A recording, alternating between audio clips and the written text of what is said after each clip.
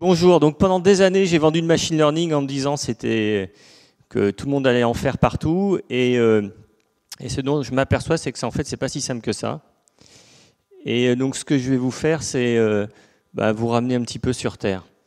Voilà, c'est un peu ça l'idée de ce talk, c'est d'expliquer qu'en fait le machine learning c'est pas si simple que ça mais qu'il y a quand même des voies pour y arriver. Alors qui a déjà vu cette image ou une image similaire ? Je pense que pas mal d'entre vous. Donc ça fait pas mal rêver et ça fait partie des images qui ont bien lancé le deep learning. D'ailleurs, ça s'appelle, waouh, ça y est, si c'est bon, Deep Dream Generator. C'était bien ça, c'était un générateur de rêves et quand les gens ont testé cet outil qui permettait de faire de belles images, très rapidement, ils ont eu des résultats. Pourtant, commencer le machine learning, ça ressemble plutôt à quelque chose qui est comme ça. Ça, c'est la réalité. Donc c'est ce que je vois fréquemment chez mes clients. Donc en gros, déjà, souvent mes clients, quand ils commencent dans le machine learning, première chose, c'est souvent j'arrive, je leur dis bon, est-ce que vous avez de la data ? Première réponse en général, c'est non. Je dis déjà, donc on va s'occuper de collecter la data. Et puis une fois qu'on a de la data, ou quand il y a des clients qui ont de la data, ils ont souvent des gens en interne qui essayent d'analyser ces données. Alors bien souvent, ces gens, ils ont joué avec, par exemple TensorFlow. Donc ils ont vu un talk. Ensuite, ils ont fait les tutos. Avec ces tutos, ils ont réussi à faire 99% de reconnaissance sur les caractères. Ça marchait super bien. Et puis à un moment donné, ils disent maintenant, on va travailler sur nos vraies données. Et puis sur leurs vraies données, il ne se passe rien en fait. Et ça, c'est un petit peu la réalité du machine learning. C'est en fait, c'est pas si simple que ça. Donc ce que je vais essayer pourtant, de mon point de vue, il ne faut pas abandonner. Donc ce que je vais essayer de vous faire dans le petit temps que j'ai, c'est de vous expliquer un petit peu quels sont des chemins qu'on peut prendre pour aller sur le machine learning. Et ce n'est pas parce que c'est difficile qu'il faut l'abandonner. Il y a vraiment plein de manières d'amener le machine learning dans son entreprise. Et je vais vous illustrer ça par deux exemples tout à l'heure. Voilà, donc pour résumer, ce qu'il faut comprendre, c'est, admettons que vous vouliez dire, tiens, je vais me mettre à la marche. Le réflexe, ce ne serait pas de dire je vais commencer par faire de l'alpinisme et attaquer l'Everest. Peut-être d'abord, vous allez commencer par faire une petite balade, puis après, vous allez faire de la randonnée, puis si vous êtes passionné, vous allez aller sur de l'alpinisme. C'est un peu pareil que pour le machine learning. Vous êtes convaincu, vous avez envie de faire du machine learning. Si vous commencez tout de suite par dire je vais utiliser TensorFlow et je vais faire mon propre modèle, vous avez de fortes chances que ce soit un échec. Donc l'idée, c'est de commencer par le début. Et ce n'est pas parce que vous avez été convaincu que c'est une belle techno, que vous êtes convaincu que dans votre entreprise, il y a des trésors d'informations à aller récupérer pour créer de la valeur, que vous allez y arriver. Voilà, donc avant de vous dire je vais créer une superbe IA, de vous dire je vais coder mon IA et je vais faire des choses fantastiques. Première chose, donc en général les IA maintenant, souvent les gens vont utiliser des algos de type deep learning. Première chose qu'il faut, c'est se remettre un petit peu aux maths. Donc c'est pas forcément des maths très évoluées, mais si vous n'êtes pas très à l'aise en maths, ça va quand même être un petit peu difficile. Ensuite, deuxième chose que vous pouvez faire, c'est de vous demander si en fait il n'y a pas déjà des algos de machine learning qui peuvent vous être utiles. Donc il y a peut-être des algos de machine learning qui font exactement ce dont vous avez besoin. Ça c'est le premier cas, ce serait le cas idéal. C'est peu probable, mais ça peut arriver. La deuxième possibilité, c'est de dire, est-ce que je ne peux pas utiliser un outil de machine learning existant pour m'approcher du but, en fait. Et puis après, une fois que j'ai fini, je peux dire, une fois que j'ai passé ces étapes-là, que j'ai bien compris comment ça marchait, ces outils, je peux aller un peu plus loin et commencer à essayer d'imaginer mes premiers modèles. C'est un peu ça la voie du succès, parce que on démarre par des quick wins, et puis petit à petit, on monte dans la valeur. Donc, il ne faut pas commencer par l'Everest, il faut vraiment commencer petit pour après aller vers des systèmes de plus en plus complexes et qui potentiellement créent de plus en plus de valeur. Pour illustrer ça, ce que je viens de vous dire, je vais parler d'un vrai exemple en fait, qui m'est arrivé cette semaine. Donc, il y a quelqu'un que j'ai vu cette semaine qui m'a dit j'ai fait un super système qui me permet de jouer au Shifumi avec un robot. Donc il était dans un espace R&D et il était là pour démontrer l'intérêt du machine learning. Donc qu'est-ce qu'il a fait ? Il a mis une caméra et puis dans sa caméra, donc il faisait Shifumi. La caméra, elle captait l'image. Il envoyait cette image dans un système. Ce système, il avait codé un TensorFlow, un système qui était capable de reconnaître si c'était Shifu ou Mi, en fait. Et puis derrière, le robot jouait, et puis on décidait enfin, le système décidait de qui avait gagné. Il me dit, en fait, donc j'ai juste un problème, c'est qu'il reconnaît le signe que je fais devant la caméra que un tiers du temps. Sachant qu'il y avait 3 signes, ça faisait pas beaucoup de reconnaissance. Je lui ai dit, si tu avais fait un algo aléatoire, ça aurait été peut-être aussi bien, en fait. Voilà. Donc c'était l'exemple qu'il prenait, et du coup il était très déçu. Donc il avait bien bossé, il avait passé des heures à comprendre TensorFlow, à entraîner ses modèles, il avait même pris de la CPU, acheté de la CPU chez les cloud providers pour surentraîner ses modèles. Il y avait déjà un des premiers problèmes qu'il avait, quand j'ai échangé avec lui, il m'a dit, mais j'ai que 200 images. Donc il avait que 200 images, donc il s'était pris en photo en train de faire ça, puis après en train de faire ça, puis après en train de faire ça. Il essayait de faire ça, et puis après il avait essayé d'entraîner ses modèles, essayer de reconnaître. Et bien sûr, ça n'avait pas marché. Donc ça, voilà, elle était difficile. Donc ce que je lui ai dit, peut-être que la première solution, c'est déjà de dire, plutôt que de dire à ta caméra, essaye de reconnaître des formes, ce qui est assez compliqué à faire, peut-être déjà tu aurais pu essayer d'inventer une nouvelle manière de faire du Shifumi, par exemple. Donc tu aurais pu dire, peut-être que je peux entraîner mon modèle à reconnaître un trait horizontal avec ma main, un trait vertical, ou pas de trait. Tu aurais inventé une nouvelle sémantique, tu aurais appris ta caméra à reconnaître ça, ce qui aurait été beaucoup plus simple, et puis sans doute que tu aurais réussi à programmer ton système de Shifumi. Donc on était parti là-dessus, donc d'être sur un système plus symbolique que réel. Puis après, je lui ai dit, mais en fait, tu sais, il y a une API qui existe. Alors, est-ce que vous connaissez cette API? Est-ce qu'il y en a qui la connaissent dans la salle? Donc c'est la Google Cloud Vision API. L'intérêt de cette API, c'est que quand vous lui envoyez, alors je vais cliquer dessus et j'espère que ça va marcher. Donc là, on va la tester. Quand vous lui envoyez une image, cette API, elle va vous dire ce qu'il y a dessus, en fait. Donc en fait, on va déléguer à un tiers qui a entraîné un modèle, la partie intelligente du système, la partie ML, et puis derrière, on va aller. Donc normalement, ici, je dois avoir une paire de ciseaux. Donc si je l'envoie au système et que la connexion Internet n'est pas trop lente, il en déduit, vous pouvez quand même applaudir, c'est quand même assez fort, hein. Il en déduit que c'est un ciseau. Et donc je lui ai dit, plutôt que de faire jouer comme ça, peut-être qu'à ton système, tu vas t'appuyer sur un 6e tiers et tu vas utiliser un vrai ciseau, une vraie feuille et une vraie pierre. Et puis derrière, wow. Heureusement vous avez vu la démo. J'ai une autre démo derrière, j'espère que ça marchera. Je vais débrancher, rebrancher peut-être.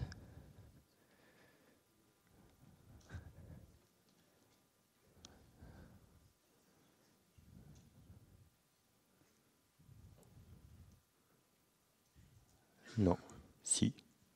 Super. Donc, voilà. Donc ça, c'est assez important. Il y a plein de gens qui commencent comme ça à développer des API intelligentes qui vont traiter des problèmes très compliqués, qui seraient très compliqués pour vous, et en fait, vous allez pouvoir les réutiliser.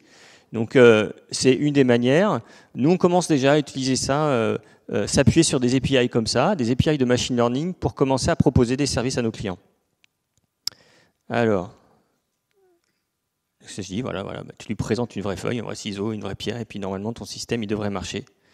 Et c'est voilà. C'est un peu chaotique. Il me reste peu de temps parce que c'est un petit quickies.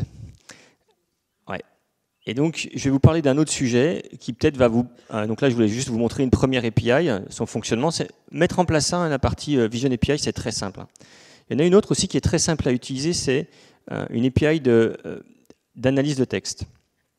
Alors, est-ce que vous avez déjà entendu parler de filter bubble? Qui a déjà entendu parler de filter bubble?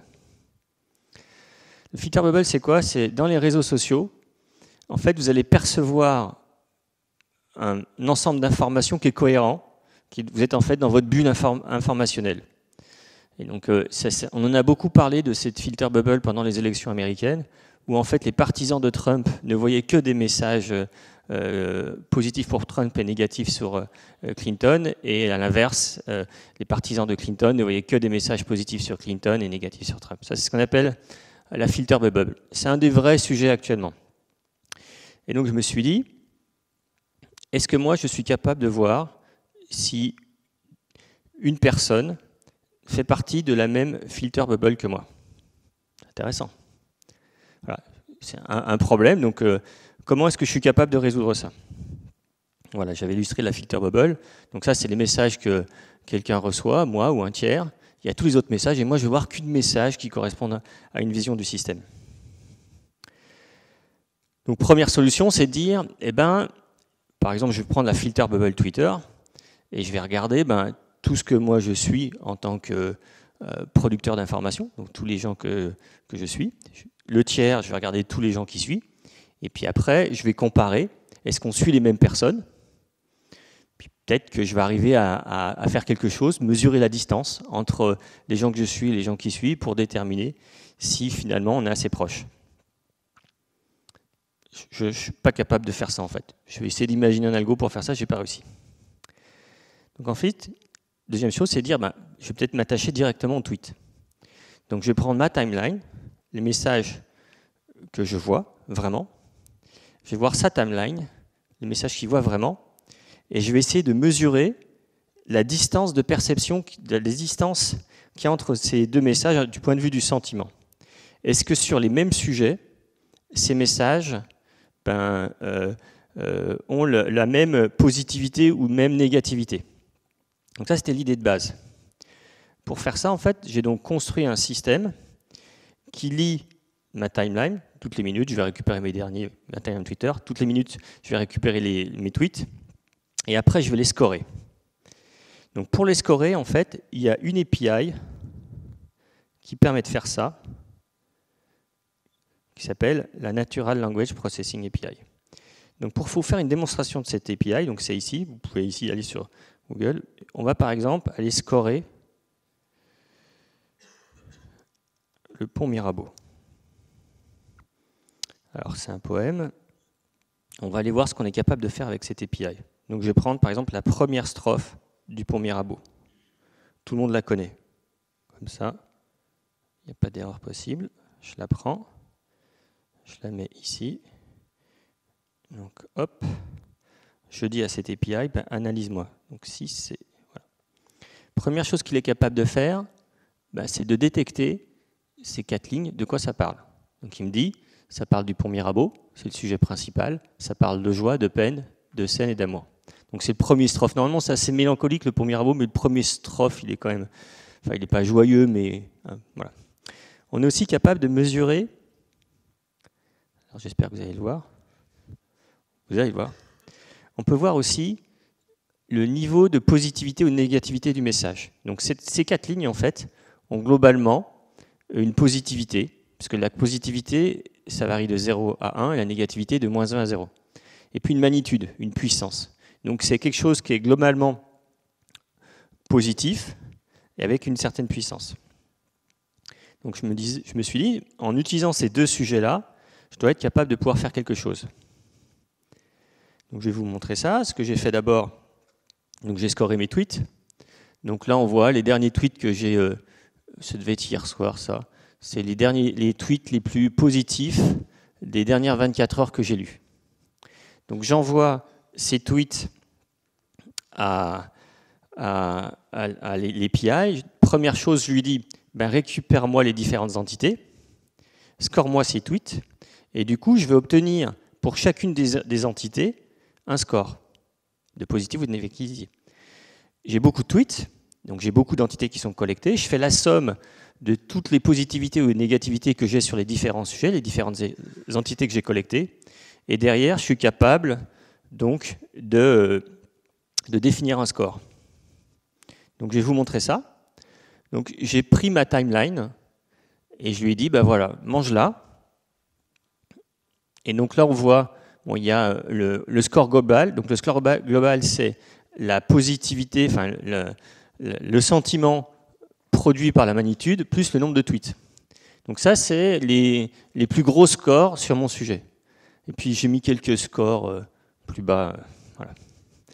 Donc ça, c'est ma bulle, ma filter bulle, c'est ça en fait. Donc moi, voilà, à travers les tweets que je lis, voilà comment je perçois en fait. Ça, en machine learning, c'est ce qu'on appelle un pattern.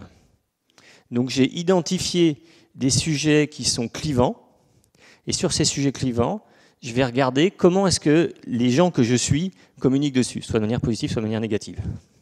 Après, ce que je peux faire, c'est prendre la timeline d'un tiers, faire la même mécanique, et après, donc c'est ce que je vous montre là, donc je prends la timeline d'un tiers, et puis je vais comparer.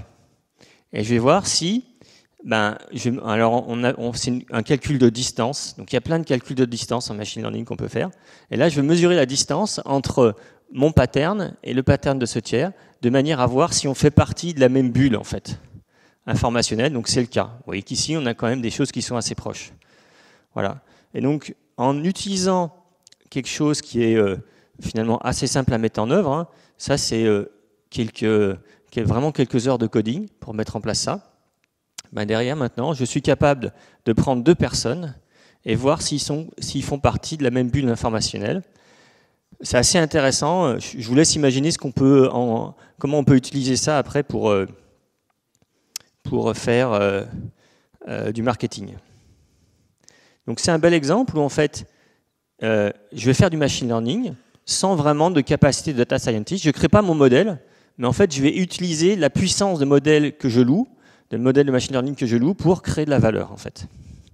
Des systèmes comme ça, il y en a plein. Donc je vous ai montré un petit peu ça, ce qu'on appelle des systèmes pré-entraînés. Donc il y a la Vision API que je vous ai montré, Translation API, tout le monde connaît. Natural Language API, ça c'est celle que je viens de vous présenter. Il y a aussi Speech API, donc vous pouvez envoyer un message vocal, du son, et lui derrière il va vous renvoyer du texte. Et puis ici, une fois que vous avez commencé à créer de la valeur pour vos entreprises en vous appuyant sur des systèmes comme ça, derrière vous allez pouvoir construire vos propres modèles, entre autres avec des technologies type TensorFlow. Voilà un peu l'idée qu'il y a derrière. Et je vous invite vraiment à faire ça parce que souvent on néglige l'utilisation de ces modèles pré-entraînés. Et je pense que dans toutes les entreprises, on est déjà capable de les utiliser, ne serait-ce que dès que vous avez des clients, ces clients ont la capacité de vous remonter des remarques sur vos produits, vous pouvez déjà rien que très simplement mesurer le degré de positivité moyen de vos produits et le suivre dans le temps en fait. Est-ce que dans le temps, il y a une dégradation sur les retours que j'ai de mes clients sur mes produits? Je suis ça. Ça me coûte très peu de temps pour le mettre en œuvre et c'est déjà de la création de valeur. J'en ai fini. Juste pour terminer, donc je travaille pour une entreprise qui s'appelle Sphere. On est 400 développeurs. C'est principalement une boîte de développeurs. 4 sites, désolé. Il n'y a pour l'instant pas l'Ouest ni le Sud-Ouest. Donc on recrute sur Paris, Strasbourg, Lille et Luxembourg. Si on a qui ont envie de quitter le soleil pour venir à Paris dans des airs pollués ou ailleurs dans l'Ouest ou sous la pluie à Lille, enfin, on est bien dans la caricature, et ils peuvent venir me voir. Voilà un petit peu ce qu'on fait. Donc on fait du front, du back, du cloud, de la data, de l'ops, de l'agilité. Et puis on travaille beaucoup sur des systèmes qu'on appelle au-delà du clavier. C'est tous les assistants de type chatbot ou assistants vocaux. Et justement, dans ces assistants, on va avoir beaucoup de besoin d'utiliser ces fameuses API de machine learning pré-entraînées comme le NLP. Il y a d'ailleurs un talk de Wassim et Guillaume cet après-midi à 16h. Voilà, je vous remercie.